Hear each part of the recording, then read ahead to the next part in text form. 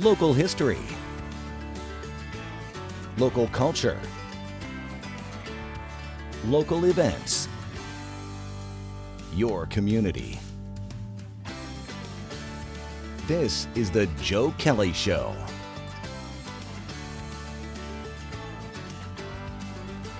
Hi there, everybody. Welcome to the show. Thanks for joining us. Our guest is Sisti. Al is very active down at the Irish Cultural Center and former Grand Marshal of Utica St. Patrick's Day Parade. We're going to be talking to Al about a project he's involved with.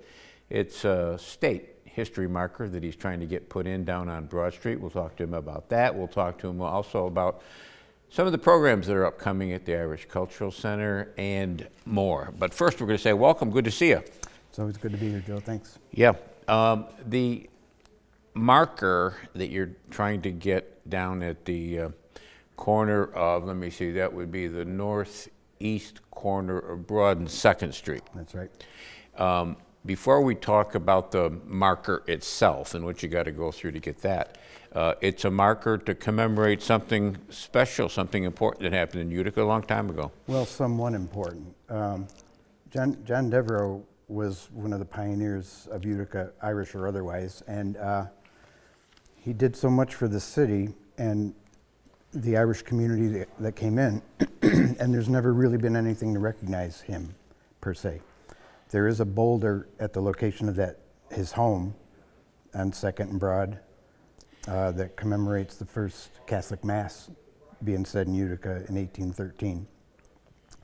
But there's no mention of his name, and that's where he lived. That mansion was up until 1972. It was finally torn down. Yeah, vacant lot today, right? Well, no, it's a parking lot for JM Door. Yeah, yeah. They just got a free plug too. So. In addition to what you just mentioned about John Devereaux, he was really a leader. I mean, he was first elected mayor of the city of Utica. He did a lot of stuff. Boy, he did. He started with his brother Nicholas, another great Utican. He started the first savings bank in Utica, the Savings Bank of Utica. St. John's Church, he was involved. He was the first trustee in that. He donated land with his brother to form the first Catholic cemetery. They were buried in Potter's Fields and some, more private, public grounds.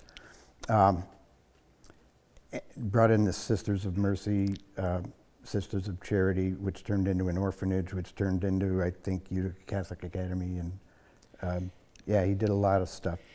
And that's for the city, and for the people. He had surmounted so many hurdles when he came here in 1802 that when the next batch came in around 1825, between 1817 and 1825 to build the canal, he had formed a benevolent society that helped pave the way for them to assimilate and not have to beat the obstacles that he did. You mentioned St. John's Church, and of course he was the reason for St. John's Church getting built where it was and getting funding, etc. But he was also very generous with other religious organizations in Utica. He gave money to a lot of... He and Nicholas both did, and Nicholas especially had...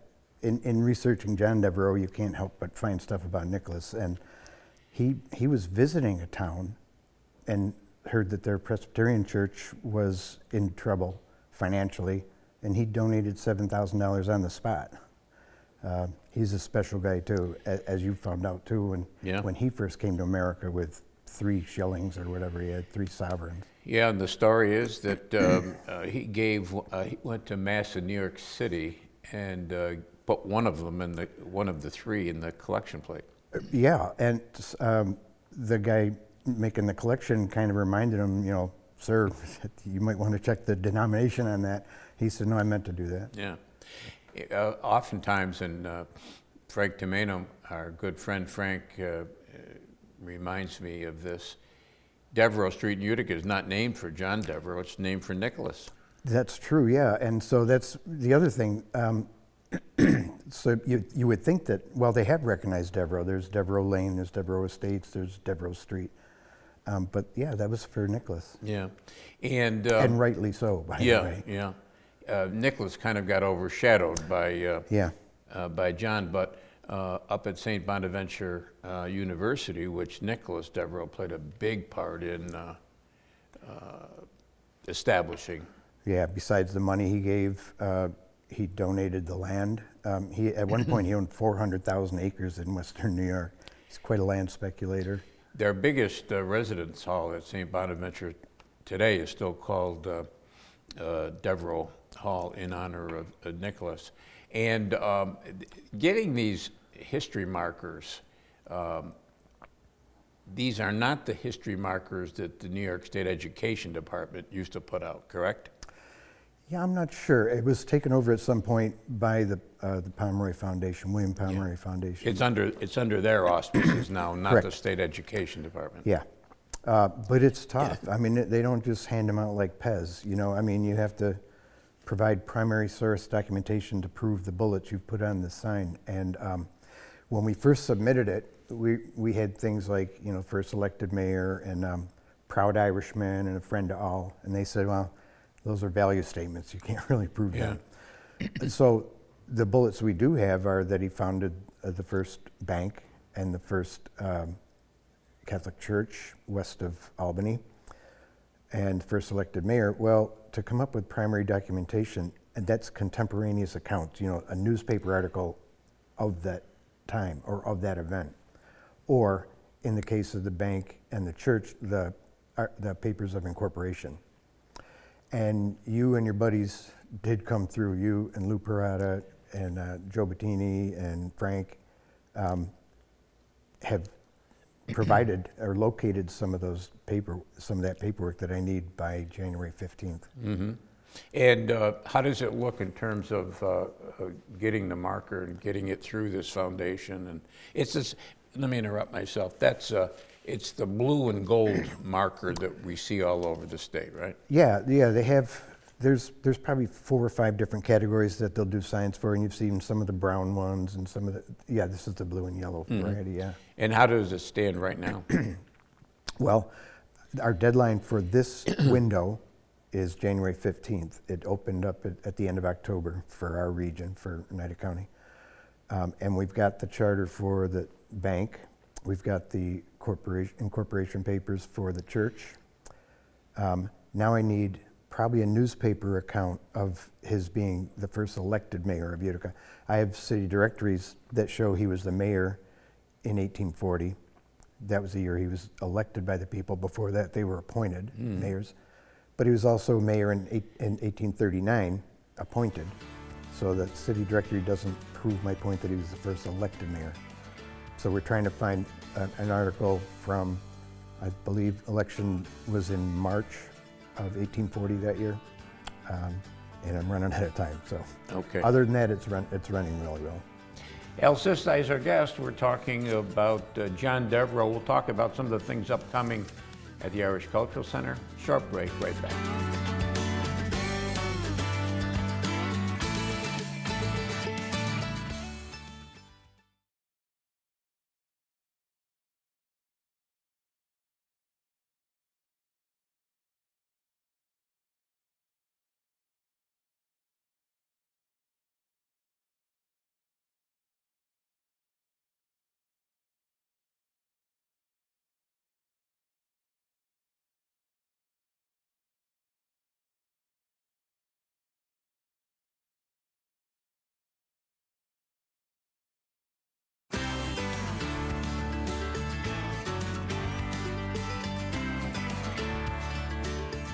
And welcome back, everybody. Thanks for sticking with us. Al Sisti is our guest. We're talking about John Devereaux and Al's plan through the Irish Cultural Center of getting a history marker down on 2nd and Broad Street.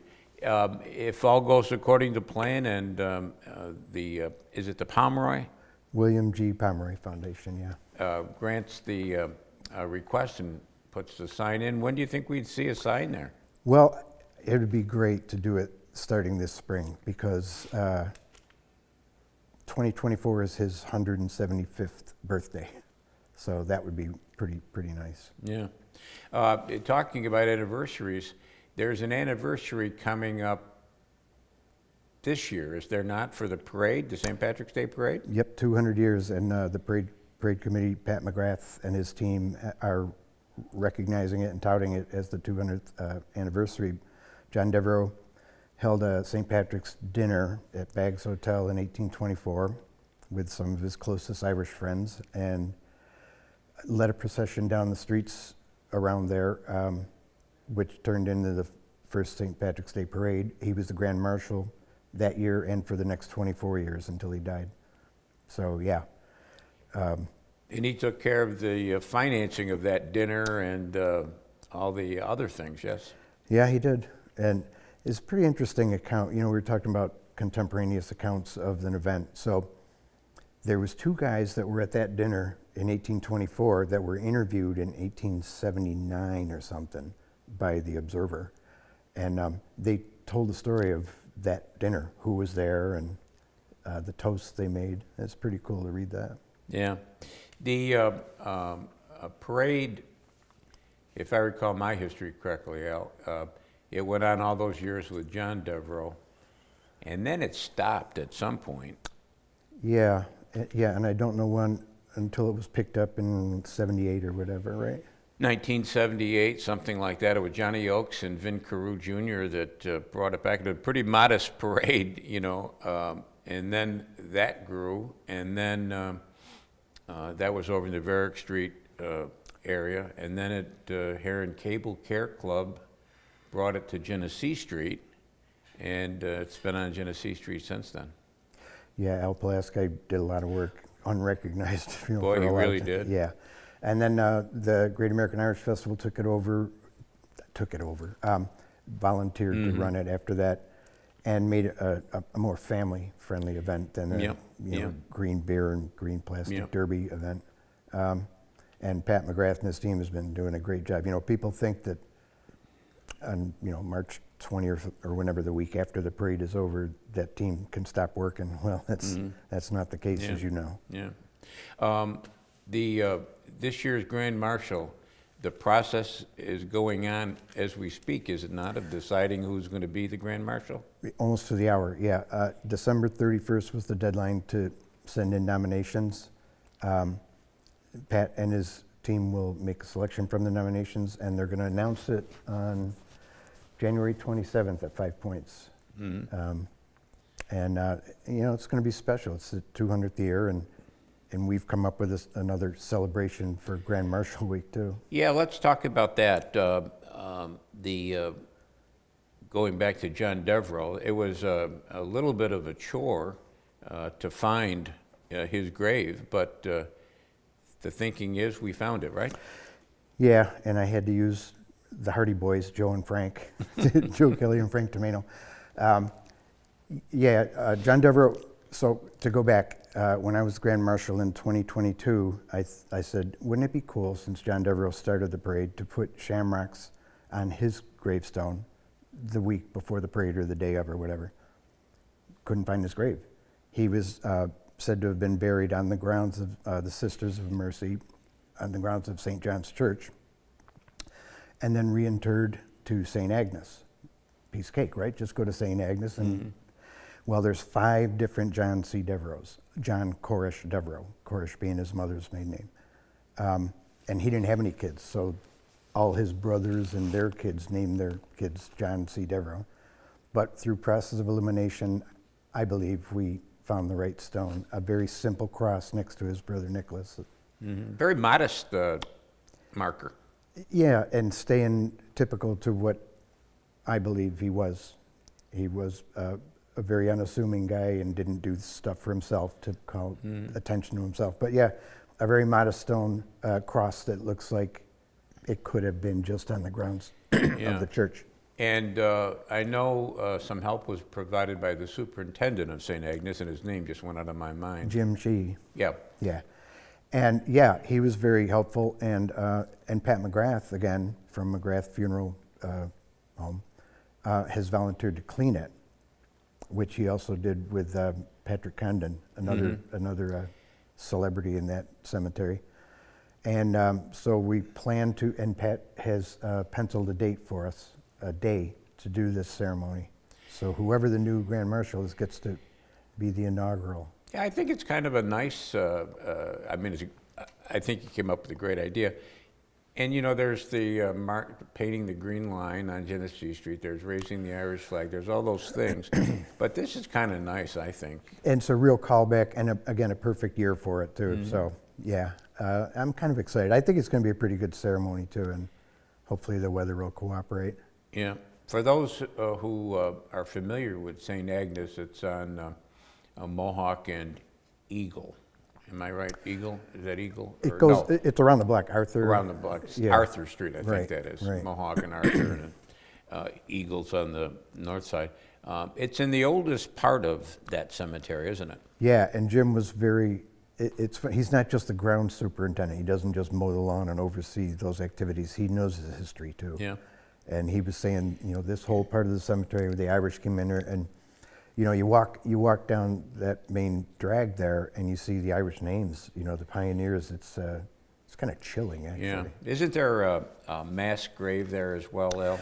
Yeah, there was so the cemetery that the Devereaux provided the land for was around Steuben and Elm Street, Grove Place, and before that they were buried in the Potter's Field and way south of Utica. And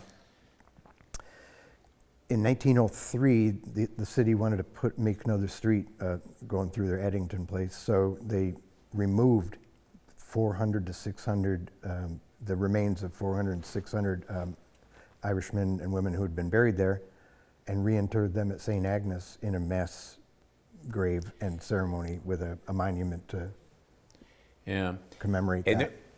You know, it just kind of, it's hard to get a grasp on that.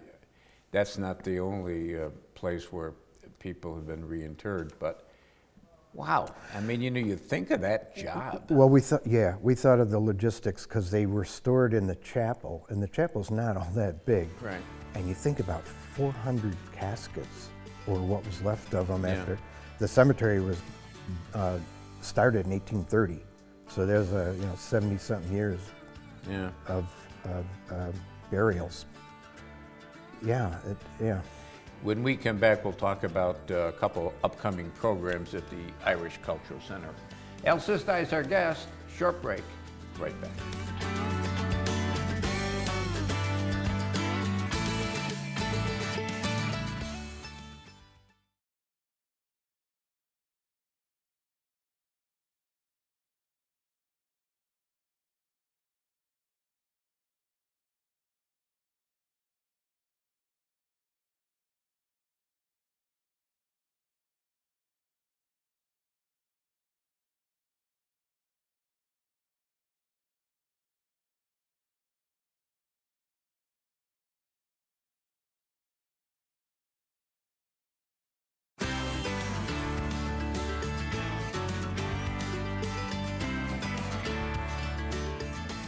And welcome back, everybody. Thanks for sticking with us. Al Sisti is our guest. Al's former Grand Marshal of the Utica St. Patrick's Day Parade. He's very active over at the Irish Cultural Center and has become quite the historian as time has gone by. I thought you were a musician, and is Barney Rebel Band still going? Still playing. We'll be playing at the Grand Marshal announcement on the 27th too, yeah.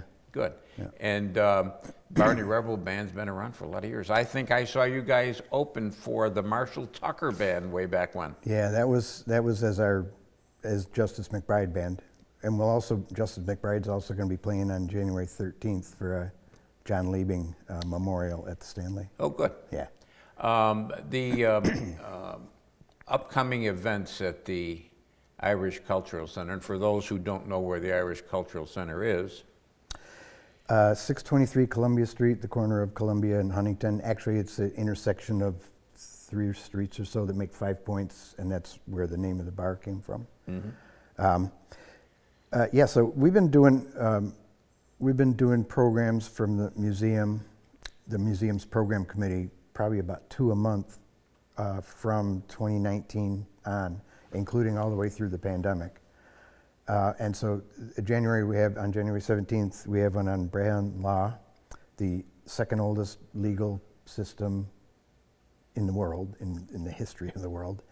Our museum member Patty Foley has done a lot of good research, and that's going to be a really interesting program.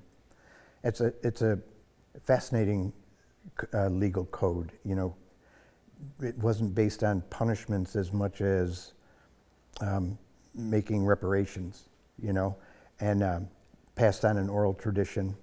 So that's January 17th. The 27th is the Grand Marshal announcement down at the pub. That starts at 6:30. The band will be playing, and at 7 the announcement's made, and much merriment will be had. Mm-hmm. And then on January 31st, I believe, how to weave St. Bridget's Cross out of rushes we're going to get them from Ireland again this year. And that's in time for St. Bridget's Day, which is February 1st every year, I think. Mm-hmm. Yeah. And those programs are open to everybody. Absolutely, and the whole building is too. It's not a closed, building. It's not a closed society. It's not discriminatory. It's open to it's handicap accessible and open to everybody. Yeah, and for those that haven't been there yet, downstairs you've got something, upstairs you've got something, and at the southern end you've got something. Yeah, so upstairs, the second floor we have office spaces for rent, we have conference rooms for rent, we have a presentation space that we share that can also be rented out for mixers and cocktail parties and stuff. And our museum, the Harp Museum, HARP stands for History, Ancestry, Research, and Programs. The first floor then is the Five Points Pub, a pub built in Ireland and disassembled and then shipped over here and reassembled. And then there's an event center that's capable of seating 250 people. Mm-hmm. We can use for weddings and receptions and dinners and concerts. Yeah. Mike and Chris Hulk, they're very active down there. I got to mention their names as long as we're talking. Yeah. Again, they put these programs together. Mike just sent us a end of year summary for all we did at the museum and the program committee. It's pretty impressive. Mm-hmm. Yeah, good people. You mentioned the name in passing, but we got a second. Maybe we can talk about it just a little bit more, and that was the name of Condon. Yeah, we had a call, again, a guy called Mike from Ireland. He was doing his PhD thesis on a poet named Padraig Condon, or Patrick Condon. He said, I don't know if you have, celebrity, a bard in Utica. And Mike said, I know a lot about, the Irish in Utica. I don't know this guy. Well, it turns out scholars ended up deciding that he was a poet to be reckoned with and a master of the Irish language. He came here in around 1820, 1825, moved to Deerfield and was buried at St. Agnes. And there's a museum in his name in his hometown in Ireland. And again, Pat McGrath came through and cleaned his gravestone here once we found it. And now the picture of that gravestone is in the museum in Ireland. Yeah. I'm not trying to give you more work, but have you looked beyond? I know that you're being occupied now with the history marker, but have you looked beyond that in your head anyway and said, boy, these are some of the things I'd like to accomplish in the new year? Yeah, what I'd like to do is get about 30 more people on the museum committee, because we've got plans, we've got grants that we need to spend money on. We have ideas that we need grant money for. We just got permission to publish Judge Walsh's unpublished manuscript called Irish Pioneers of Utica in the 19th Century. Just got permission from his daughter. So we're doing that. That could be a great project, that book, I think. Absolutely. And the guy that's retyping it has been doing formatting for publication for 40 years for a jazz magazine, jazz musicians magazine. And he said, I don't want to do it like some of the other local stuff you see. It looks like it was Xeroxed and stuff, and black and white and crooked. This is going to be like his vignettes of old Utica. Mm-hmm. So, there's just so much great information in that book that very few people have ever seen. Yeah, I know, I've read it. There's a manuscript at the Utica Public Library that I read. But to be able to actually buy one, when people ask me who move in the area, well, I want to buy a couple good books about the area, what should I buy? One of them I always mention is Vignettes of Utica by Judge Walsh. Absolutely, yeah. That's one of my go-to books. Yeah, so this would be a great one. Any idea when that would come out? Well, again, I talked to some people who said you might want to consider self-publishing, because if you go to one of the major publishing houses, they're so backed up. But again, the guy who's typesetting this typesetting, like people do that anymore. He has a place in mind. So, hopefully sooner than later. Good. And give us those appearances that your band's going to be making again. Well, okay, the Justice McBride Band, by the way, named McBride comes from St. Bridget, just making that connection. That's January 13th, that's at the Stanley Theater. It's a celebration of John Liebing's life. January 27th, we're playing at 5 Points for the Grand Marshal announcement and other stuff. Okay, good. Continued success. Well, thanks very much. Yeah, that's going to do it for us this week. We'll be back next week. We'll do it all again. Don't forget cnyhomepage.com. There's a lot of good stuff there. Until next time, take care of yourself, everybody.